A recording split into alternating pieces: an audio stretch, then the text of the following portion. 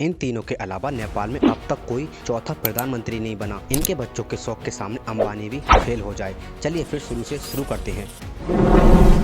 हमारे पड़ोसी देश नेपाल पर 104 साल तक राणा वंश ने तानाशाही शासन किया। वहाँ पर जो राजा था वो तो सिर्फ नाम का राजा था, असली सत्ता तो राणा वंश के हाथों में थी। साल 1951 के बाद नेपाल में डेमोक्रेसी आंदोलन शुरू हो गए। इस समय राजा त्रिभुवन और नेपाली कांग्रेस पार्टी के संघर्ष के बाद राणा शासन तो खत्म हो गया। अब नेपाल की जनता को ऐसा लगा कि यहाँ पर भी डेमोक्रेसी आ जाएगी, जिस तरह हमारे पड़ोसी देश भारत में आ गई है। लेकिन किस्मत को कुछ और ही मंजूर था। सत्ता में बैठे राजा महेंद्र ने 1960 में संसद भंग कर दी, पंचायती व्यवस्था लागू कर दी। इसके बाद राजनीतिक पार्टियों पर प्रतिबंध लगा दिया। नेपाल की सत्ता चुने प्रतिनिधियों के हाथ में रही। साल 1990 में जनता ने बड़े बड़े आंदोलन किए और राजा वीरेंद्र ने लोकतंत्र खत्म करने की घोषणा कर दी। उसी समय फिर नेपाल में राजतंत्र और बहुदलीय लोकतंत्र शुरू हुआ। नेपाल में फिर माओवादी आंदोलन चला, जिसमें राजनीतिक के कारण से हजारों बेकसूर लोग मारे गए। और फिर 2006 में जनता और राजनीतिक दलों ने मिलकर राजा ज्ञानेंद्र सिंह की तानाशाही वाली सरकार को पराजित करके वहां 2008 में राजतंत्र को खत्म करके गणतंत्र घोषित कर दिया और रामवरण यादव यहाँ के पहले राष्ट्रपति बने।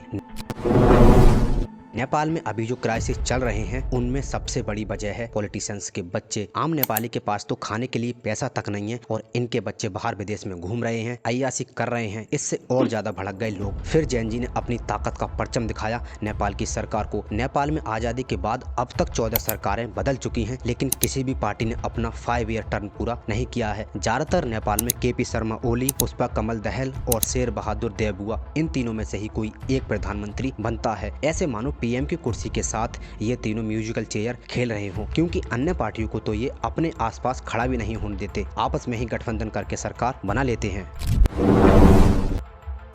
नेपाल में गरीबी और करप्शन तो अपनी चरम सीमा पर था, लेकिन सरकार ने आम देशवासियों की आवाज को दबाने के लिए 26 सोशल मीडिया ऐप पर प्रतिबंध लगा दिया। क्योंकि मीडिया तो सरकार के हाथ में होती है, लेकिन सोशल मीडिया को कंट्रोल में कैसे किया जाए, इसलिए करप्शन और अनएम्प्लॉयमेंट को दबाने के लिए केपी शर्मा ओली की सरकार ने सोशल मीडिया ऐप पर प्रतिबंध लगा दिया, यह कहकर कि इनके रजिस्ट्रेशन पूरे नहीं है। ये सब देखकर जैन जी सड़कों पर आ गए और प्रदर्शन करने लगे। उन पर नेपाल की सरकार ने पुलिस को सीधा आदेश दे दिया कि उन पर बुलेट से फायरिंग करो, तब ये पीछे हटेंगे। किसी भी देश के संविधान में ये नहीं लिखा कि सीधा प्रदर्शनकारियों पर बुलेट से फायरिंग करो। भीड़ को शांत करने के लिए आंसू के गोले, पानी की बौछार और रबर बुलेट से फायरिंग करके शांत किया जाता है, लेकिन वहाँ तो ऐसा कुछ भी नहीं था। सीधा बुलेट से फायरिंग और 19 बेकसूर स्टूडेंट की मौत हो गई। ये सब देखकर जैन जी और आक्रोश में आ गए और हर जगह तोड़फोड़ करने लगे। बस, स्कूल, ट्रेन, कुछ भी नहीं छोड़ा बर्बाद करने के लिए। प्रदर्शन अब हिंसा में बदल गया। ये सब देखकर सरकार ने ऐप पे से तो प्रतिबंध हटा दिया, लेकिन फिर भी जैन जी शांत होने का नाम नहीं ले रहे। नेपाल के पीएम केपी शर्मा ओली अब देश को छोड़कर भाग गए और डिप्टी सीएम को तो दौड़ा दौड़ा कर मारा। यही हाल होता है जब देश में तानाशाही शासन चलने लगता है। क्या कुछ बर्बाद नहीं हो गया नेपाल के अंदर? जैन जी ने अब कुछ दिनों के अंदर सरकार को गिरा कर रख दिया। नेपाल में अब सब कुछ कंट्रोल है, लेकिन प्रदर्शन के बाद जो सबसे बड़ी प्रॉब्लम हुई है, इन करप्ट पॉलिटिशियन ने अपने गुंडे छोड़ दिए, जिन्होंने प्रोटेस्ट की आड़ में उन सरकारी दफ्तरों में आग लगा दी जिसमें इनके खिलाफ सबूत थे। नेपाल की हिस्ट्री में पहली बार ऐसा हुआ है कि कोई महिला प्रधानमंत्री बनी है, जिसका नाम है सुशीला कार्की। आई होप कि अब सब कुछ अच्छा चले नेपाल में। और हाँ, आप यहाँ तक आ ही गए हो